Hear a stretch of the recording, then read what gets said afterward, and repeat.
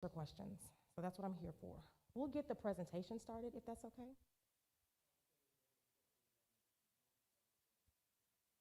Oh, I don't work for the mayor's office, no. So I'm the facilitator, I'm the liaison between the mayor's office and the community. So thank you for that. I'm a hired consultant, which also means that's why I can't share ideas with you. I can share examples from other cities. And that's why I have to make sure that I'm very cautious of the type of things I say to make sure that I'm not influencing the process in any way. I do want, before we get started, to thank Representative Dixie for having me here. Thank, of course, the church and the leadership here at Word of Life, and then recognize our 2 of our 5 council members in this area, Councilwoman Toombs and Councilman Hall. So go to the next slide if you don't mind, please. I want to tell you a little bit about participatory budgeting. There's a lot of words up there, but participatory budgeting has been around for a long time, since 1989, so it's a long process globally, not just domestically. And so what happens is it's an opportunity for residents to guide how they want government funds to be used in their community. So here we are, 1989, 2021, Nashville has a pilot process. I emphasize pilot because the mayor, a mayor approved and council approved a $2 million allocation for spending. So $2 million, Bordeaux, North Nashville. $2 million in Bordeaux, North Nashville, okay? You see how there's some numbers there that could maybe be larger. So that's why it's a pilot, it's a start. It gets us pushing forward, and it gives us an opportunity so that we can then go back to the mayor and the council and say, we might need more next year or another year. We might need to expand the boundary. So there's some feedback that you all can give to the process, okay? Let's keep going. To be eligible on the final ballot, projects will need to have a primary benefit to the public at large. While we love your backyard, this is not about your backyard swimming pool or making sure that you are the only person who can access this.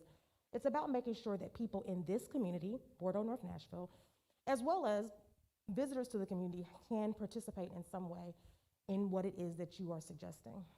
It has to be tangible. Easiest way to think about it, can you see it, feel it, experience it in some way? Can it last for 10 years or more?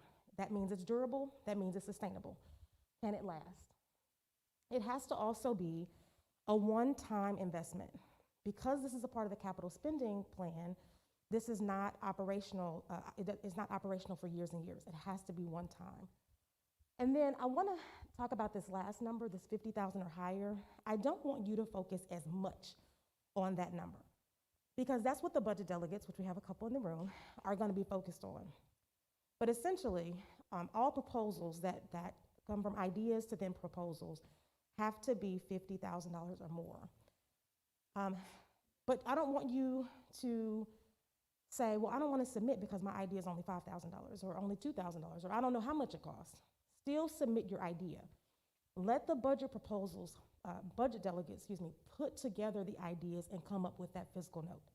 Let them do their job, okay? So that's the big question I get often, so I wanted to address that.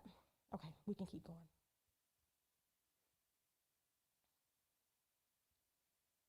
So here's a snapshot of the timeline, but let's go for one more. In July, the steering committee, so we have 18 steering committee members. Go for it one more, Mr. Taylor.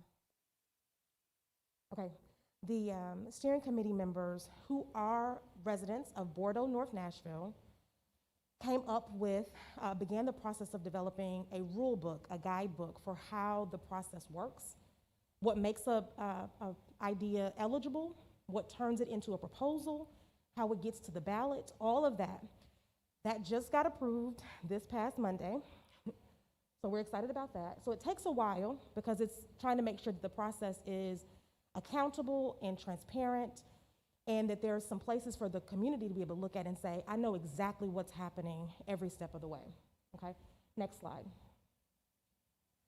So now we're in idea collection. Since August 9th, we started the process, and we will conclude the process October the 17th. So a very short window. I also addressed that. I want to always acknowledge the areas where I know that there are some challenges, so just so we can just be honest with each other. Traditionally, if you've been civically engaged, you know this takes sometimes 12 months or 18 months, but we have 2 months. And so we need all the ideas as much as possible coming into our idea collection process. You can submit an idea on Hub Nashville. How many people have Hub Nashville account? I heard some people talking about it earlier. Okay, a couple of you. So if you've ever submitted around trash pickup or beautification or anything happening in your neighborhood, then you have a Hub Nashville account. Very simple. It probably takes you, and I'll show you in just a moment, it probably takes 5 minutes at most to go from clicking on the link, submitting your idea, and then also putting in your address. It's very simple. Or I have, which most people seem to like, paper copies. So I have tons of these in my office because people tend to like to kind of write their ideas down and think about it. You can submit as many ideas as you want. You can submit an idea today. You can come back next week and submit an idea up until October the 17th. Let me tell you who cannot submit ideas. So our steering committee members cannot submit ideas because, of course, they've developed the process. And our budget delegates cannot submit ideas because they will be in there putting together that fiscal note and proposal around the ideas. So we don't want any improprieties in the process. Myself, I can't submit ideas either. The mayor's office will not be submitting ideas. So just so you know that. Yes. That's okay. Delegate? I'll get there in just a second. Perfect, thank you. So we'll talk about the budget delegates in just a moment. So who can submit ideas? I say anyone who lives, works, plays, or worships in Bordeaux, North Nashville, because I've had conversations with people who live even out of town, who have houses in the community, but they cannot vote. So again, I'll reiterate that in just a moment. They can submit ideas, they cannot vote, okay? Only residents who live here 100% of the time can vote. But again, I'll get to that in just a moment. So that's idea collection until October the 17th. Mr. Taylor, can you keep pushing us forward? Okay, October 18th until December. We don't have the December date yet, but we know October 18th we'll start with our budget delegates. They'll be putting together these proposals. The proposal is where they will look at all the ideas. They will have conversations with Metro departments and other Metro legal and other entities to say, how feasible is this in accordance with our rule book? Is it eligible? Can it happen? How much does it cost? So those are the type of things that the budget delegates will be constantly working through to come up with a proposal. They'll put the goal is that nothing ends up on the final ballot that cannot be done. Nothing ends up on the final ballot that cannot be done. So I want to make sure that I'm clear about that the proposal development is the time where they work through all the kinks, any gaps, any questions to make sure that it's feasible. Okay, Mr. Taylor, we can go forward. And then in December, we'll have a voting process. We do not have the date right now. So I'm putting together a subcommittee of our steering committee to work through the voting mechanism of how this will work. Why that's important is because this is not the same as voting in a regular election. Because one important piece that I haven't mentioned yet, which is why I'm so excited about working on this, is that people 14 and up can participate in this process. They can submit ideas and they can vote. So that's very different than a regular general election or state election or national election or federal election. This is where young people get a chance to push their own button of sorts. The voting process simply will be on Hub Nashville. We know that's one place it will be. But we also know that Bordeaux North Nashville has residents of all types, all mobilities, all technology levels, and so we're also working, the steering committee will be working to make sure that people can vote in all types of ways, so not just online. So that's why I've put together that special committee to do that. So just keep your ear out for that. If you hadn't signed in the front before you came in, sign in on the way out so that I can consistently give you information throughout the process about where to show up or what to do to vote, all of those things. So keep your ears out for that. All right, we'll go forward. Now I think we're going to talk about, yes, who the people are. So how is North Nashville leading in this process? So one, we have the steering committee members. I mentioned that. We actually have 18 committee members. Again, they are from the Bordeaux North Nashville community. They are managing and administering the process of how this operates and works. Then we have our logistics volunteers. So those are people like Word of Life Church who have said, we welcome you to come into our space and have an event. Or like Representative Dixie, he is serving as our logistics volunteer. This is a time where I will say, any of you can be logistics volunteers. If you have a civic group, a social group, a neighborhood association, a faith group, where I can come and speak or someone from our team can come speak, we'd love to do it. Virtually or, again, with distance in person, so that we can get more people knowing about this process. Okay, next we have budget delegates. So that's the question that Representative Dixie was asking. These people, these volunteers their lift is just as heavy as the steering committee members. What I mean by that is they're gonna do the very diligent work of taking each idea and making sure that it's eligible and making sure that it's feasible, and then working through with metro departments to make sure that we can pay for it. So again, when it gets on that ballot, we've got to make sure we have a fiscal note, a dollar amount associated with it, so that it can be paid for. Again, we've got $2 million here, and we've got to make sure that that we have the money for that. The money is there, but make sure that when it gets on the ballot, that it's not over the budget. So those people will be working for about a month and a half to really make sure that that happens. They'll be asking really hard questions. They'll be investigating, each of the ideas. They'll be doing some really important work. They must live in the Bordeaux North Nashville community. The last group of people, volunteers, are the committee facilitators. They will work alongside the budget delegates to hold the meeting together, create the agenda, keep them on task, take the minute notes, the meeting notes, just to make sure that the movement is happening in that group. Those people do not have to be residents of the community because they're not actually facilitating the proposal process. They're just facilitating the meeting, okay?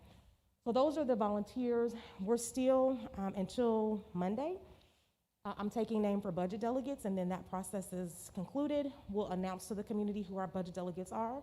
We have a couple in the room. And then committee facilitators, I'll start putting them in place after we get our budget delegates put in place, okay? All right, next slide, please. Okay, I kind of already shared a little bit of this, but want to just kind of break it down again. The roles and responsibilities of everyone. The residents' roles are to show up with your ideas and vote. Voting is important, that's the main message generally, but also in particular in this process. Then we have the volunteer budget delegates who work with Metro staff to develop those ideas into actual proposals. They do some of the outreach into the community. They'll make sure that the budgeting is accurate, and they'll make sure that everything is eligible to go on that final ballot. Metro staff will work alongside of those budget delegates to make sure, again, that everything is in compliance and it's eligible, it can happen, it's feasible. The mayor's office is working alongside of myself to make sure that we just have the logistics that we need, the resources that we need in terms of research or anything that the budget delegates or steering committee needs. And then Metro Council is there. Of course, they've already approved the $2 million, but they're also there in the event that one of the ideas is something like accruing or purchasing a property. Then they have to, of course, have conversation about that because that's something bigger than our process can manage by itself, okay? And then at the foundation, the steering committee, of course, is supporting the entire process. All right, next. Okay, and we're at the end. This is where questions come in. So before you ask too many questions, I am going to show you a couple of examples of other cities that are doing ideas, because I often get the question about what's the idea I can submit. Well, anything that falls in that eligibility category I gave you. Because again, what I won't have the ability to do in this room is to say, yes, that's eligible, no, that's not eligible. I'm not in that position. The budget delegates will determine eligibility of projects. I will just help you think through the process of, let's go back to the eligibility document and you can read it for yourself there. So let's open up, Mr. Taylor, whichever the first page you're on you get to. I don't remember which city it is. Yes, City of Boston. So they have some youth initiatives. So they have a Parks for All process. They have some urban farming. They have a heating for schools. So, and if you scroll down just a little bit, I think to the last project, yeah, Heat for Success, update and replace the heating system for one of their schools to be productive, for their students to be productive. They have shelters for people experiencing homelessness. They're doing some infrastructure things there. Keep this in mind. It has to be, if it's something that involves like the shelters, it has to be something that Metro has eligibility to do something with. So this can't be for, nonprofits updating their facilities because they're not Metro owned. Okay, so just keep that in mind. This is still government in that way, that it has to be something that Metro can actually manage. Okay, I just wanted to point that out. Let's go to the next one. I think maybe Chicago, the next tab. Either one is fine. So Chicago, they list all of their ideas on online. And so this is the tracker. We will also have a tracker here. I'm not sure what it will look like, but when the projects start happening, you'll be able to see where it is, where we are in the process of the ideas happening, or the proposals happening. And, but they have things like public art. As you see, they have lots of bike lanes, park benches, something else that was up there. Yeah, bus stop benches, bike corrals, bicycle lanes. They have lots of that in their process. So I just wanted to give you a couple of ways to just see what other communities are doing so that you can just think about that. The way I encourage people to think about it is be as innovative as you like. Be as big thinking as you like about this process, because that's what this is here for. So with that, I do have a couple other tabs I'm going to show you, but I'll take a pause here and let you all ask questions. Yes. A lot of people have asked several times of where can you go to find out exactly what is already allocated for this community, because I would imagine most people do not want to ask for something that we already should have been getting all along. So if you don't know, because I think you had a picture of sidewalks. Well, to me, sidewalks are something that we're supposed to have anyway. So where can the community go to actually see how much money has been allocated for the Bordeaux North Nashville area, broken down into sections of Bordeaux in different areas, and see what is already in the budget? Because I think it would be very beneficial for people to be able to determine what they would like to see on the ballot.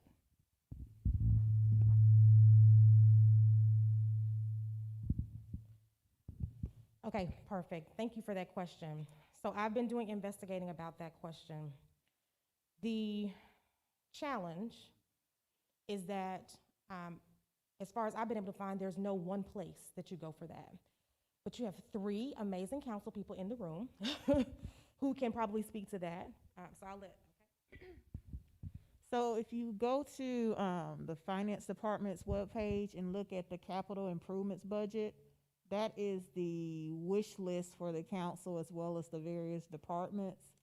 And so your most recent one is going to be fiscal year 22, so 2021 through 2022. And so that's going to tell you all the projects that are on our wish list. Now, if you go to the fiscal year 21 capital spending plan, that's what actually got funded. And there are some things in previous capital spending plans that are in there but haven't yet been funded. But your capital spending plan is when money is actually allocated for a project. Now, it's not gonna break it down to North Nashville, Bordeaux, anything like that. You'd have to look through it and identify the projects. But I'm sure myself or Councilman Hall, Councilwoman Gamble is here, and Councilman Taylor, we can help you dig through and figure out what's what. And I think, And really quickly, thank you. part of what we're doing, because Fabian was here a week ago. That's right, we're recording.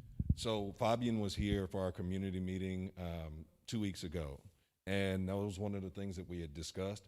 He said they were gonna work to try to create a space on the website where we're compiling that information for the first time and doing it that way. Through the capital spending, you can see items over the last few years from each budget, and you can go back a decade plus. We literally have these massive binders with every previous year's budget where you can track that. So we're just trying to simplify it and create a tab. So for instance, someone be able to click on their district and their neighborhood and see what from the capital spending budget made it there.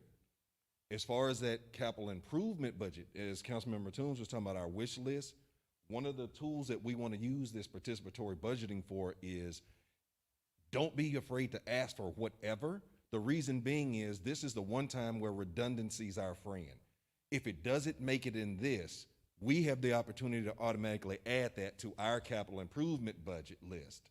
And so it's trying to triple dip. If we can't get it through participatory, we get it through capital spending. If we can't get it through spending, we get it through capital improvement. So we want to make sure we've got as many items listed for that immediate reason. And then the long-term reason is because this is a pilot. You've heard me complain. I asked for 10 million to start with, but because this is a pilot, that list, we say, well, it didn't get funded in capital spending, didn't get it in capital improvement, didn't make it in participatory, so next budget cycle, can we do it again? And so instead of getting 2 million, can we get 10 million to cover the rest of these items? So please make sure you ask for whatever you can that qualifies. Doesn't matter how many items, how many times, we just wanna make sure that we've got an account in those multiple places so that come budget season, there's no wiggle room. And when we get in the council chamber, we have to figure out how to account for those things. Really quickly, one of the other things that we had talked about at that last meeting with Fabian was to make sure when we're choosing items, be mindful of this. If it's something that has to not just property be purchased, but if it's something that has to be architecturally designed or engineered, Fabian said that cost would come out of that allocation. So we want to try to find projects and ways to account for that so that if this item, if we know we can spend 50,000 on this item, but it may cost 20,000 to design it, let's try to get that design through another mechanism so that we have the full amount to put toward actually implementing that. Thank you. So I want to reiterate a couple of things in the conversation, because I appreciate that question. It has come up several times. That's the answer. And also, one of the things I've shared with this process is that the reason why I want you to submit ideas is because my plan is to submit the ideas to your council people so that they know what's happening. Metro departments have also asked for the list in advance of the vote because they said, well, are there things that we can already be thinking about as well? So as mentioned early in this presentation, this is an unprecedented process. I've worked on lots of government projects. They all take a much longer time than we have allocated here, which means that things like technology doesn't move as fast as we would like it to, i.e. getting .gov to put those type of things on the website, accumulating ideas and putting them in one place by particular districts. Some of those things are just things that government hasn't had in this city. But other cities have them, and so we do have models. And so those are some of the things that we're working on the back end. So keep asking the questions, but I hope that was helpful. Any other questions that people may have? Yes. Okay. Okay.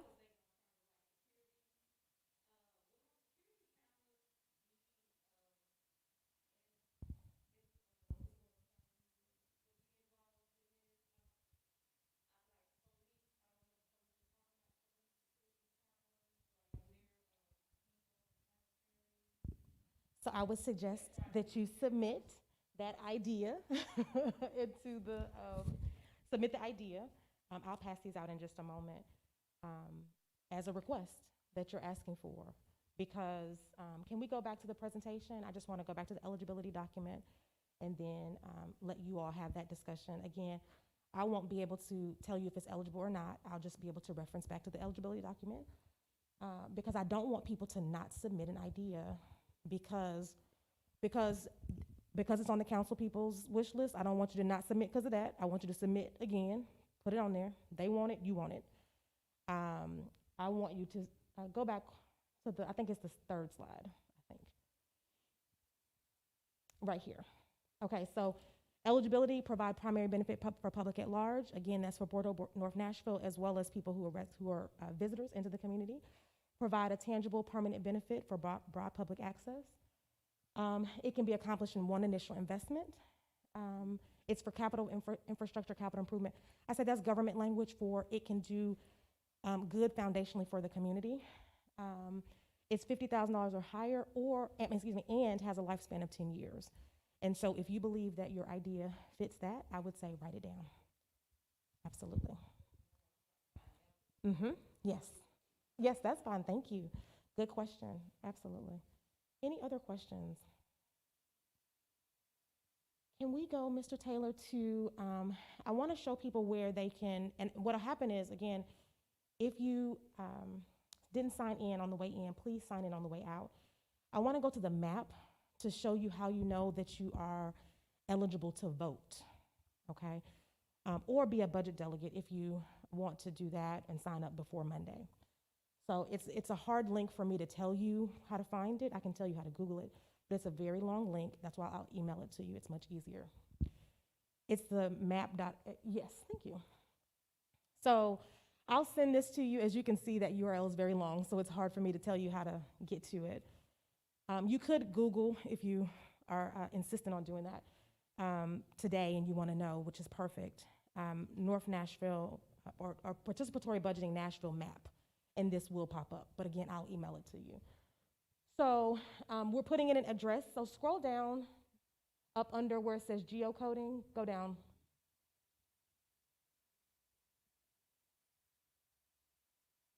So this address that's in there, Solness Avenue, is within the participatory budgeting boundary.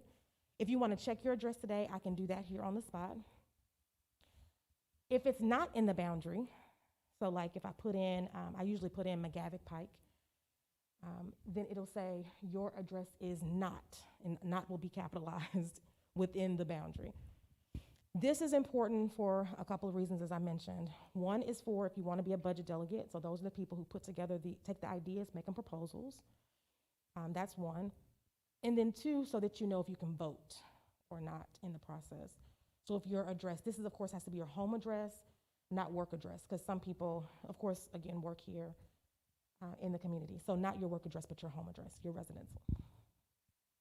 Okay.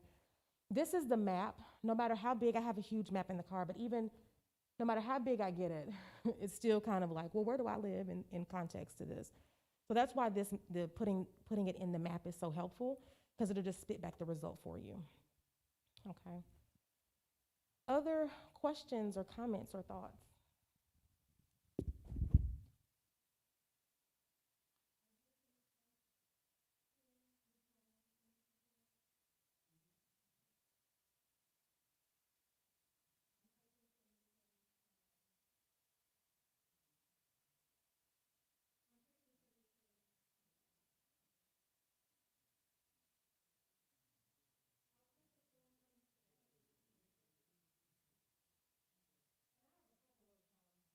Put it on here.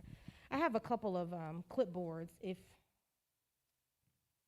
you'd like to write on something. I'm taking submission forms today. I love to take them back with me. I also would say, okay, perfect. You're welcome.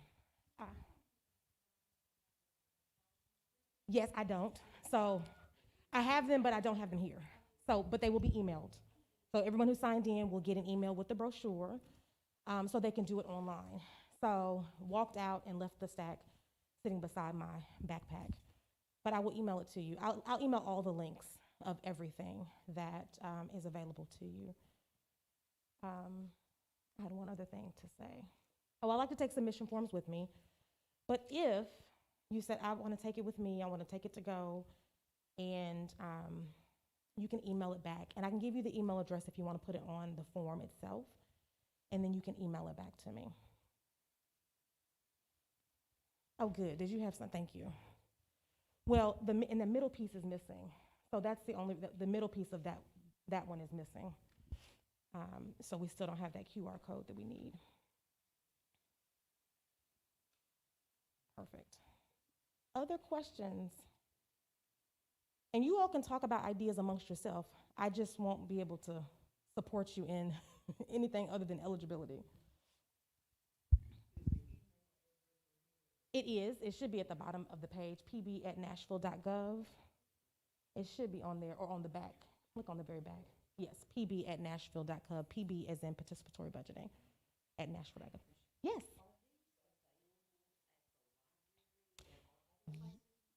So they're available at the Bordeaux Library right now. There's a huge submission space. And then I am currently working on getting other submission locations.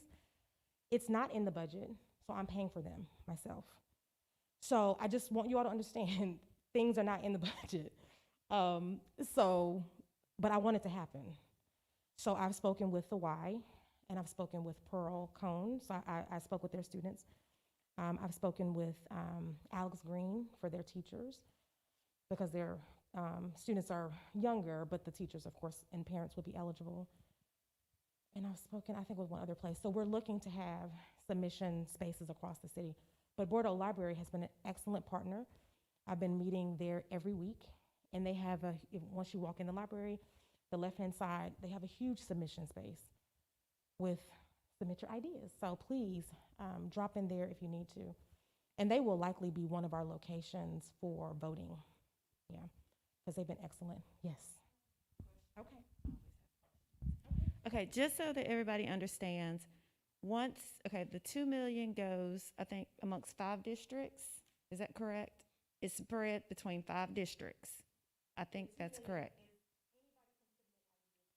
From 5 districts, okay. So let's say by chance you get suppose there's not, a project doesn't cost anywhere near, does this mean that 12 different projects can amount to that?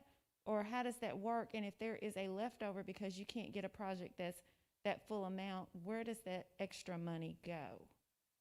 Oh, so are you asking, is there going to be more money, the 2 million left over? It'd be really strange. It would be really strange.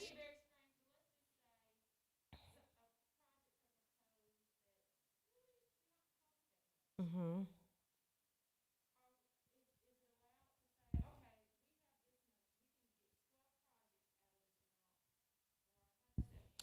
So I would say, a good question. I can't imagine at all that we will not spend the 2 million for a few reasons, because we're talking about infrastructure. And so just think about what that means. It means foundation, right?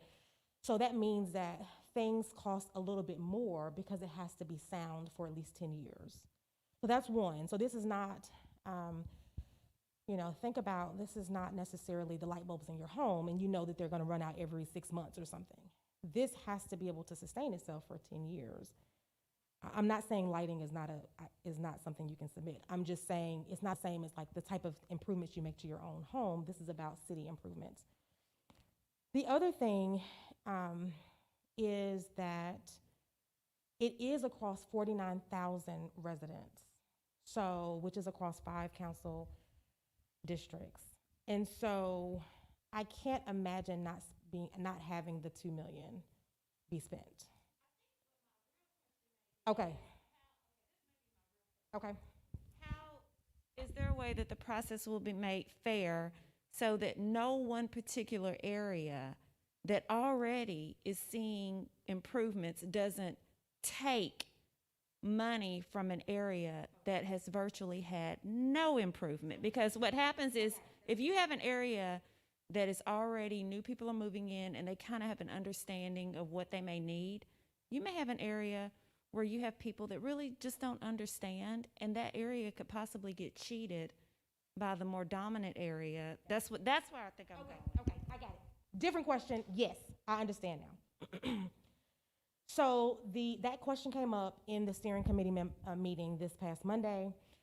The question was about, do they want to allocate equal amounts per council district?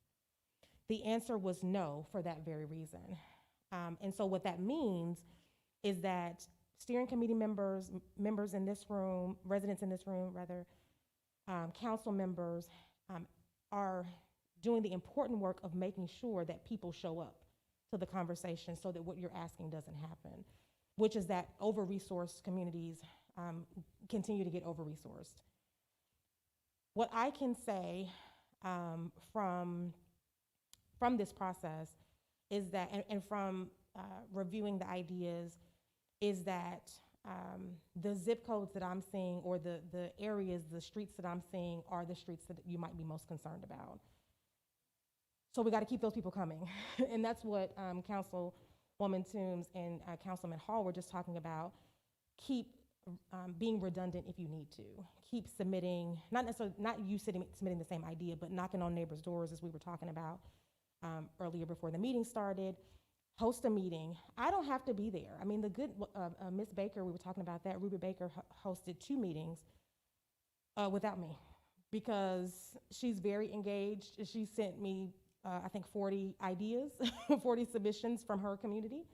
Not her ideas, but her community. She's, scanned them all in and sent them to me. I'm saying that to say, keep knocking on your neighbors' doors, keep engaging them, keep getting them involved, keep asking your council member what they would like to see happen, or what's on that document, the wish list, those type of things, so that the concern that you have doesn't happen. But right now, there aren't any other parameters in place, I will say, to say that one community can't get more funds than another. That is not in place at this point. Yeah.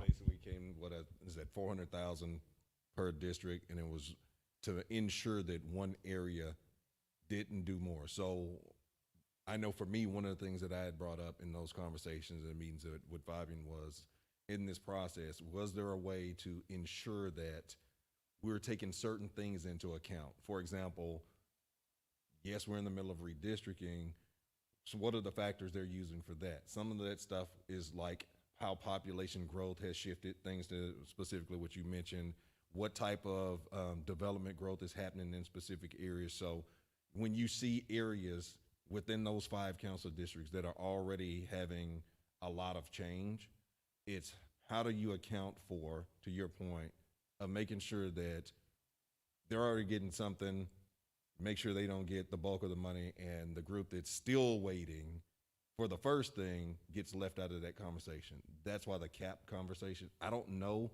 if that could actually even be done, but that's why I was pushing the redundancy piece, simply because it allows us to circle back immediately to the administration and the council and say, okay, we didn't get what we needed here. You see everybody's asking for it, and then try to find ways to get it in immediately or throughout the next 2 budgeting processes. And we revisit capital improvement and capital spending before the end of the year, and again in spring, and then the next budget in June. So you've got 3 chances over the next, 8 months to where we can try to get that in. Yeah, really important question. What I will say is, at the end of the process, so let me kind of take you past December. So you vote on the proposals. The ballot will likely have 25 proposals. Residents will have up to 5 ideas they can vote on.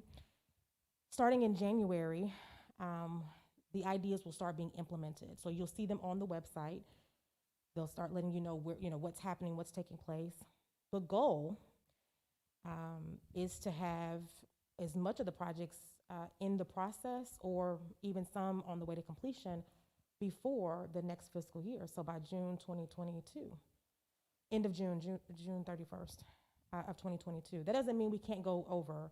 Again, the money's there. The $2 million is there. So that's one thing to say. The other thing in January that's going to happen is that we're going to need community feedback about this process. And so my time will be up at that point, but my hope is that you come back out and ask those type of questions again. So the steering committee did not approve for there to be a cap this time, but based on the process, of course, we have to let the process run itself, run the course, then there may be some other feedback. And so that might be one of those questions that need to come back up. So keep that question, alive, if you will, so that people can still be hearing about it. But give that feedback. The other note I want to share is that one other thing we're working on with Metro Procurement is trying to figure out, working on processes to get more businesses in North Nashville approved to be vendors so that they can potentially be the bidders on the projects that we're talking about. So then it just recycles itself. So the money's here, and then the people who can bid on the process are small businesses here, and so then it creates that real cyclical economic opportunity. And I think that's the perfect transition, because we've met with Courtney Pogue from Economic Development and Eric Brown. That's where they come into that part of the conversation, because if we're going to do it that way, they need to be part of the conversation moving forward. One of the things that we're looking at is, as he's trying to formulate a plan for an concept for economic development and creating some equity, they, in their data, said there are only 420 businesses in the area total. So knowing that those businesses exist and who owns them already, I think gives us a fast track in being able to do what she just said and say, okay, we know exactly how many there are listed in the area. Which ones can we automatically get signed up on that list? And if there's something missing or a business we didn't know about, then we'll add them to that equation. But we already have an exact number of how many businesses total are in the area. And I believe he actually said 423. Thank you. Other questions or comments or ideas that you want to circulate among your neighbors? Yes. So I was trying to think of projects that would sort of have an impact over that whole map. And I wondered if maybe the steering committee, if when they're looking at these ideas, if they're looking for something that's maybe helpful to the whole community or just to specific areas like what you were talking about, Anicia. I think one idea that I came up with that I think will impact the whole community is, originally there was supposed to be a greenway that connected Whites Creek, Hartman Park, Bordeaux, and go all the way down to Germantown.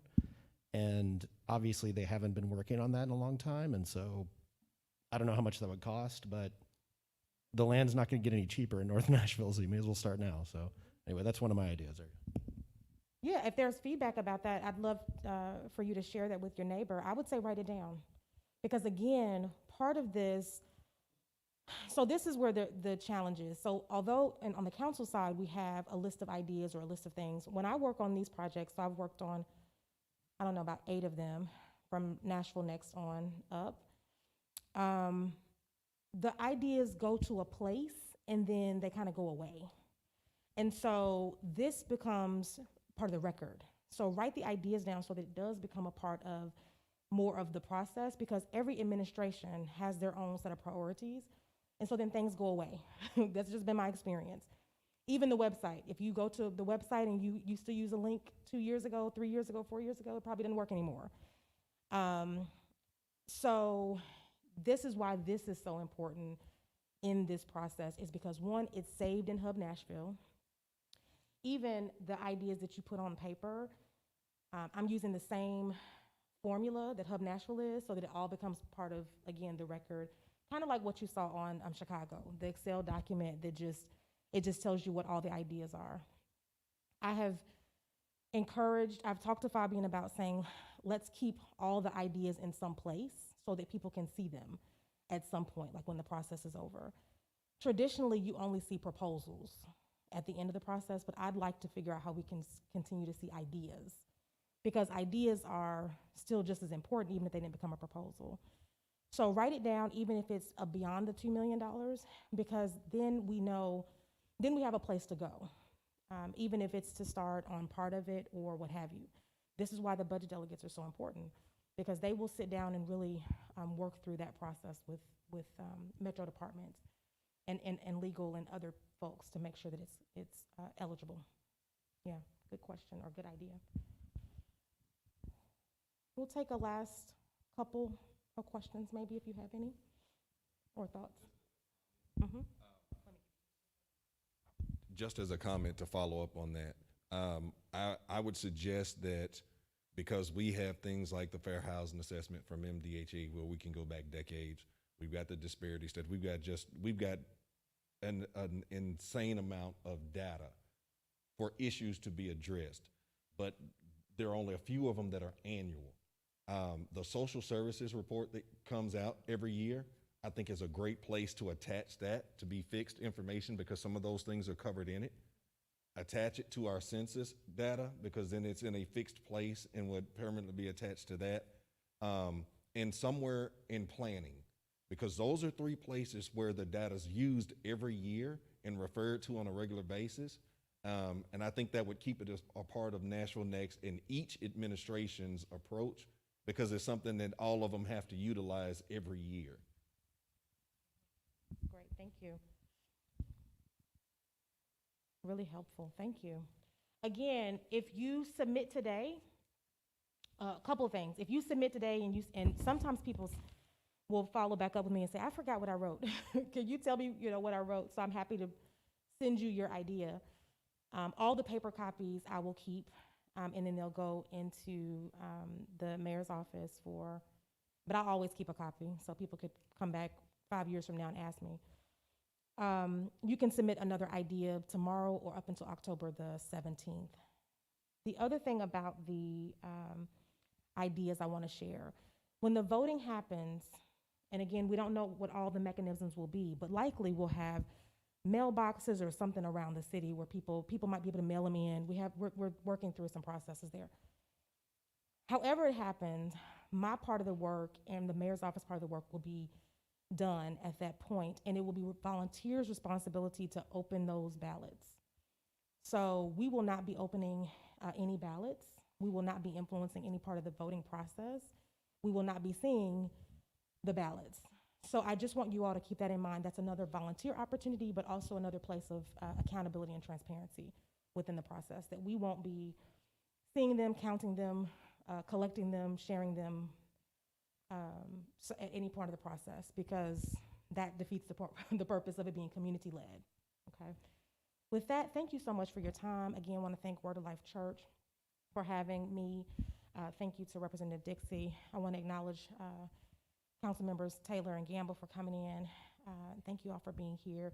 We do have another event next Thursday. Have a few more events between now and then, but next Thursday at, where's the church? George Brooks Church. So next Thursday, 6 p.m., that's October the 7th, I believe, at St. James Church. It's off, if you get off the TSU exit and go left away from TSU, it's on the right-hand side.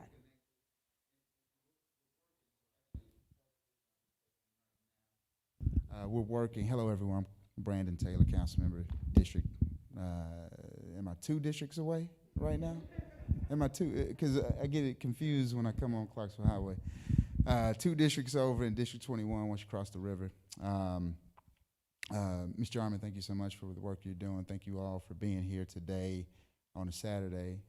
It means a lot for us to be able to have some information that we can use, as Councilmember Hall continues to say.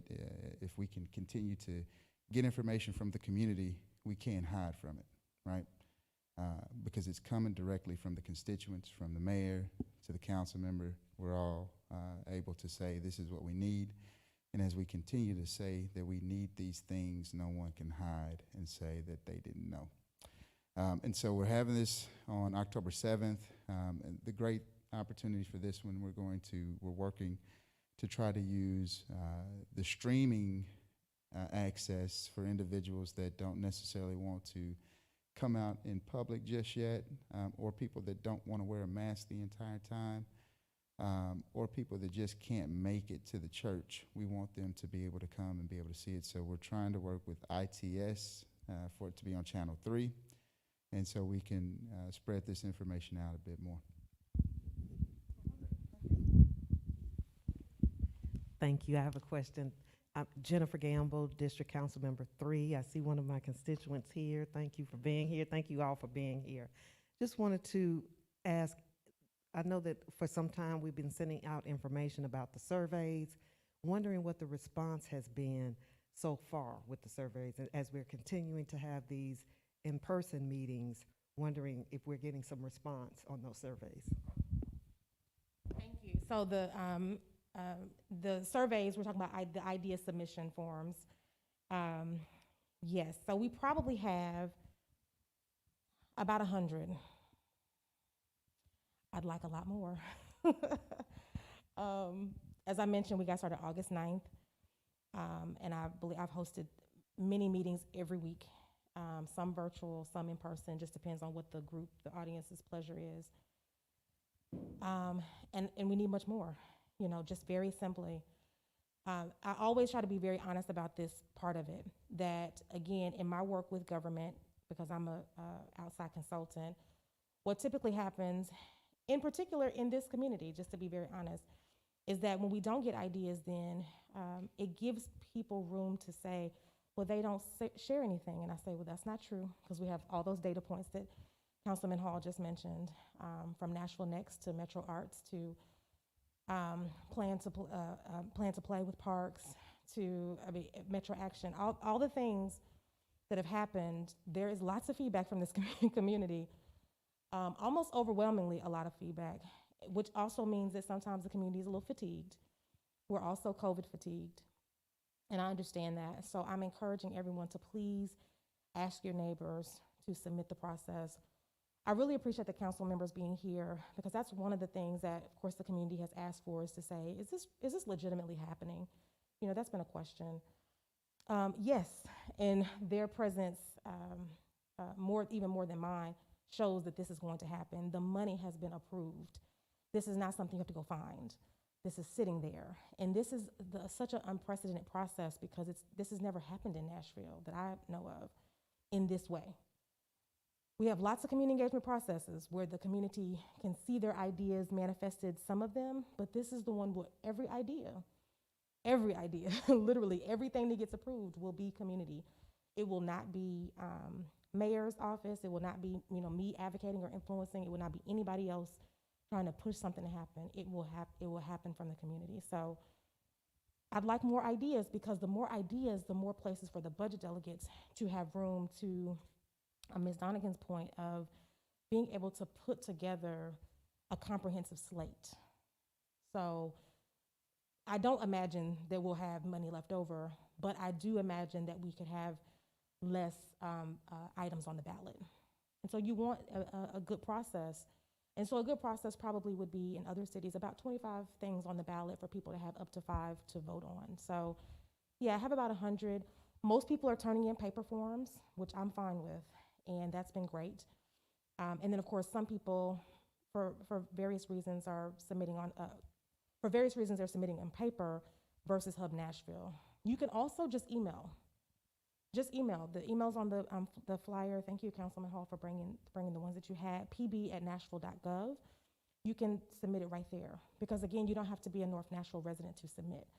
So I don't have to verify your address or anything. You can submit your address, but the ideas and email are great too. So I appreciate that. Post it on social media. Post it on Nextdoor. I think I heard that come up in the conversation in your communities. Post it there. Post it in your neighborhood groups. Send it to your text list. All those type of things. And so we're working as diligently as possible, but it has been a very expedited process, I will say that. And I don't want the expedited process to mean that we skimp on Bordeaux North Nashville getting exactly what they need. So I don't want to cut corners there. So thank you for that. Any last things, particularly for my council members?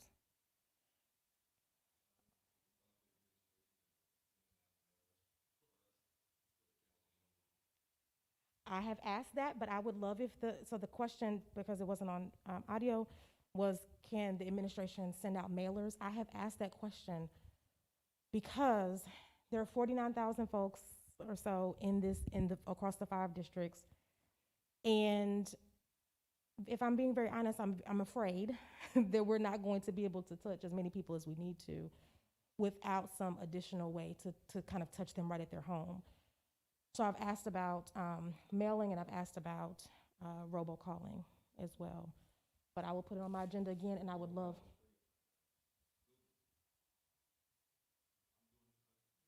Okay, we talk afterwards.